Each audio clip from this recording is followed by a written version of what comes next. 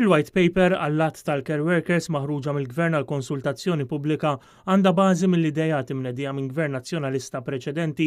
Dawn l-idejat kienu ntiżi fuq il-ħtieġa li ġu stabbiliti standards għoljin għal diversi ħaddiema fis-settur tas-saħħa u l-kura tal-anzjani. Saħqet dan il-kelliema tal-Oppożizzjoni dwar l-anzjanità attiva l-persuni b'diżabilità u l-ġlieda kontra d-dipendenzi u l-vizzji Marija De Guara.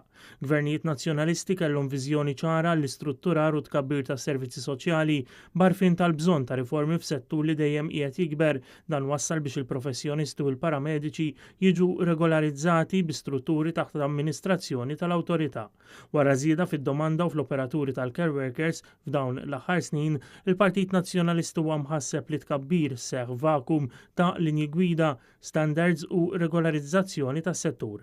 Marija De Guara qalet li n-nies qed jistennew li dan l-att iwassal sabiex togħla l-kwalità ta' kull min huwa impenjat iwassal servizz f'settur vulnerabbli tas-soċjetà bħal huma l-anzjani u l-morda. Il-Partit Nazzjonalista jħeġġeġ biex jitressqu l-idejat waqt il-perjodu ta' konsultazzjoni.